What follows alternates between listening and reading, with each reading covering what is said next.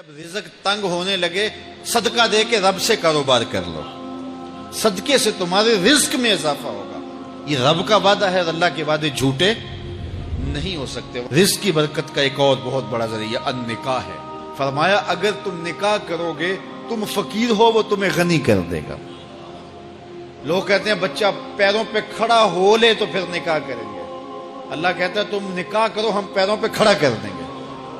ہمارا فلسفہ اپنا ہے، اس کا حکم اپنا ہے۔ وہ کہتا ہے ابھی تو یہ اپنے لیے نہیں کماتا تو جو آئے گی اس کو کہاں سے کھلائے گا؟ میاں جس نے آنا ہے اس نے اپنا رزق لے کے آنا ہے۔ تو بچوں کی شادیاں کرو، اگر وہ جوان ہو گئے رزق نصیب ہوگا۔ اپنے اہل خانہ کو نماز کے حکم دینے سے رزق بڑھتا ہے، کیونکہ جو صبح کا وقت ہوتا ہے یہ رزق کے بٹنے کا وقت ہوتا ہے، اور جس گھر میں صبح کے وقت لوگ سوئے ہوئے ہوتے ہیں وہاں بے برکتیاں ہوتی ہیں۔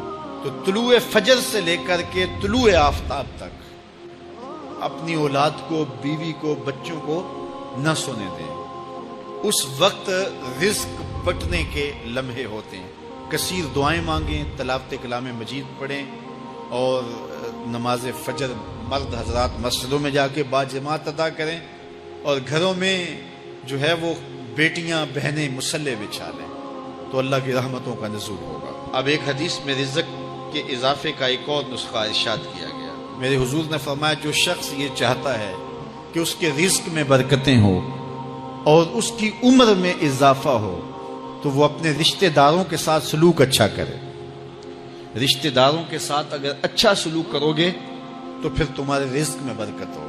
غریب ہیں تو ان کی مدد کرو، ان کی بیٹیوں کی شادیاں اپنے ذمے لے لو اگر اللہ نے آپ کو وسعت دی ہے، ان کی پریشانیاں بانٹ لو، ان کا قرضہ ہے تو اتارنے کی کوشش کرو، ان کو مشکلات سے نکالنے کی کوشش کرو۔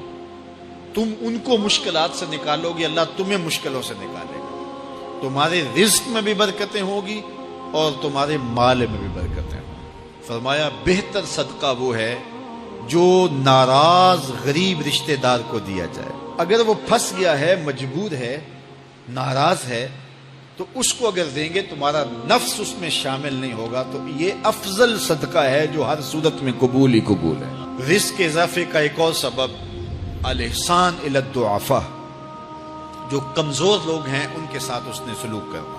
الانفاق علی طلبۃ العلم، طالب علموں پہ خرچ کرنا، یہ بھی رزق میں اضافے کا سبب اور ذریعہ ہے۔ وہ حضرت بابا فرید نے کہا نا چھٹا رکن دین کا روٹی ہے۔